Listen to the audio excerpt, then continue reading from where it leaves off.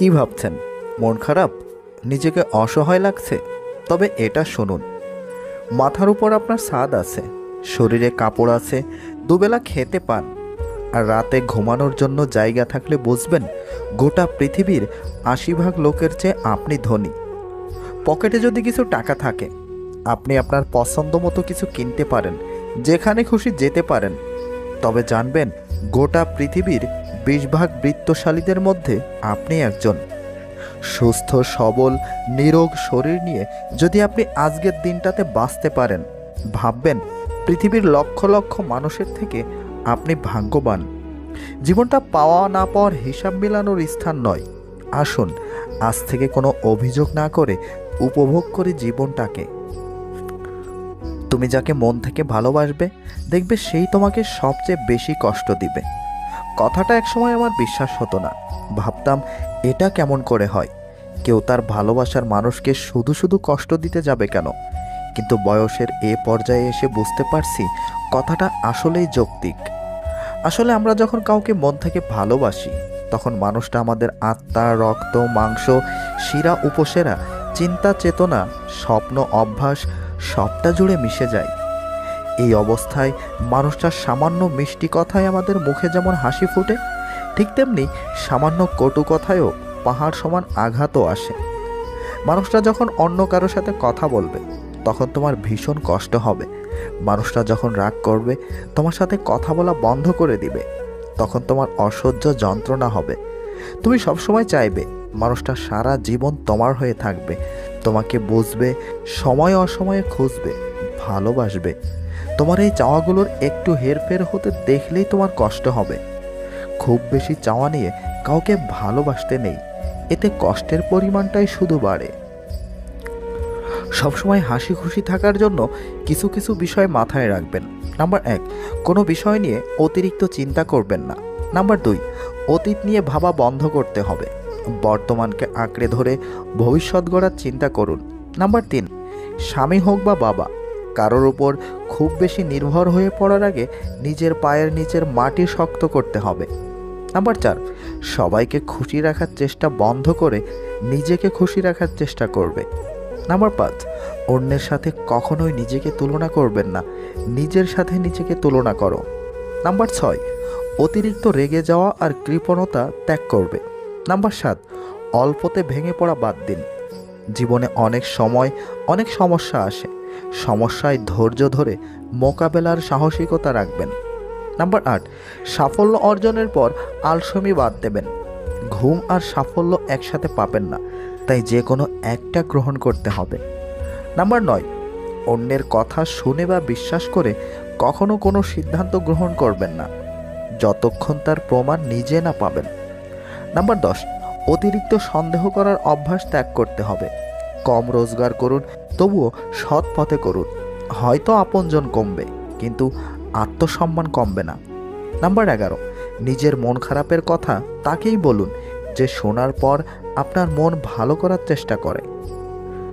Number ১২, তাকেই ভালোবাসুন বা তার সাথেই জীবন কাটানোর চেষ্টা করুন, যার সমস্ত চিন্তা ভাবনা জুড়ে শুধু আপনিই আছেন।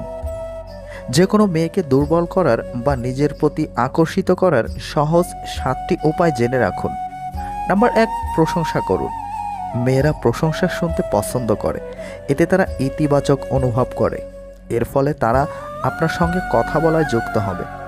নাম্বার ২, পরামর্শ নিন। মেয়েদের থেকে পরামর্শ নিন, এতে তারা মুগ্ধ হয়।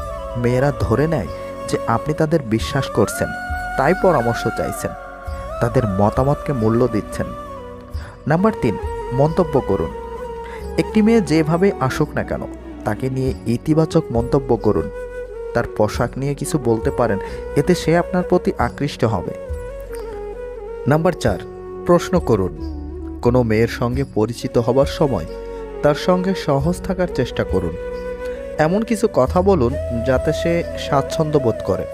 প্রায় প্রতিটি মেয়েই নিজের সম্পর্কে কথা বলতে পছন্দ করেন। তার প্রিয় জিনিসগুলোর সম্পর্কে তাকে প্রশ্ন করুন। নাম্বার ৫, সাহায্য করুন। মেয়েদেরকে সাহায্য করুন, যে কোনো ক্ষেত্রে তাদের সহযোগিতা করুন, মানসিকভাবে তাকে সাপোর্ট করুন। নাম্বার ৬, সুসজ্জিত হওয়া। পরিপাটি হয়ে থাকুন, নারীরা চান তাদের পুরুষরা সুসজ্জিত হোক। তার মানে এই না যে আপনাকে সবসময় ক্লিন শেভেন হতে হবে, শুধু নিজেকে পরিষ্কার রাখুন। নাম্বার 7, চোখের দিকে তাকান। কথা বলার সময় অবশ্যই চোখের দিকে তাকান। চোখ কখনো মিথ্যা বলে না। অন্যদিকে তাকিয়ে কথা বলা মেয়েরা পছন্দ করে না। নিজের স্ত্রীকে কখনো অন্য নারীর সাথে তুলনা করবেন না। অন্য নারী যদি আপনার জন্য কল্যাণকর হতো তাহলে রব তাকে আপনার কাছেই পাঠাতেন। প্রতিটা মানুষের বোধহয় এই দুইটা গল্প থাকে, একটা যা সবাই দেখে, অপরটা ভেতরে চেপে রাখে। নিঃশ্বাস নিলে যদি বেঁচে থাকা বোঝায়, তাহলে অনুভূতিহীন এক জীবন নিয়ে বেঁচে আছি। চেহারা তো আবরণ মাত্র, তুমি কেমন সেটা তোমার ব্যবহারের উপর নির্ভর করে প্রকাশ পাবে। মানুষ তখনই তোমায় কষ্ট দিবে যখন তুমি তাকে নিজের থেকেও বেশি ভালোবাসবে। অবশেষে মানতে হলো, সময়ের সাথে সাথে কাছের মানুষগুলোও বদলায়। যারা অজুহাত দেখিয়ে চলে যায়, তাদেরকে আদৌ ফেরানো যায়? চলে যেতে চাই বলেই তো তারা অজুহাত দেখায়। তোমাকে ভাঙতে চাওয়া মানুষের সংখ্যা কখনোই কমবে না, তুমি বরং নিজেকে গড়তে শিখো। পাশে থাকতে যে বা যারা কোনো মূল্য বোঝে না, তাদের কাছ থেকে দূরে সরে গিয়ে মূল্যটা আসলে বুঝিয়ে দিতে হয়। বেঁচে থাকা আর ভালো থাকা এক নয়। ভালোবাসার চেয়ে ভালো রাখার দায়িত্বটা অনেক কঠিন আর অনেক জরুরি। জীবনে খুব বড় বড় ধাক্কা খেতে হয়, নয়তো জীবনের মানে বোঝা যায় না, আপন পর চেনা যায় না, কিছু বোঝা যায় না। চারিদিকে সবাই মুখোশের আবরণে আবৃত। তুমি পয়সা বানাও, সম্পর্ক লোকেরাই বানিয়ে নিবে। গুরুত্ব আর অপেক্ষা দুটোই দূরে না গেলে বোঝা যায় না। কাছে থাকলে দামি জিনিসও সস্তা মনে হয়। বৃষ্টিতে আশেপাশের ময়লার মতো যদি মানুষের মনের ময়লাগুলোও ধুয়ে যেত, তবে অনেকটাই হালকা হয়ে যেত জীবন। মানুষ ডিপ্রেশনে মারা যায় না, মানুষ মারা যায় অবহেলায়, অনাদরে। কখনো এমন কাউকে ঠকাতে যেও না যার পুরোটা জুড়ে শুধু তোমার অস্তিত্ব। তাকে ঠকানো মানে নিজেই ঠকে যাওয়া। জীবনটা নাটকের মঞ্চ, যেখানে ভালো থাকার অভিনয় করা যায় কিন্তু ভালো থাকা যায় না। ভুলে যেতে পারাই ভালো। যে মানুষ কোনো কিছু ভুলতে পারে না, সে শেষ পর্যন্ত পাগল হয়ে যায়। প্রেম মানুষকে অভিনয় করতে, কথা গোপন করতে, দুঃখ সহ্য করতে ও মা বাবাকে অপমানিত করতে শেখায়।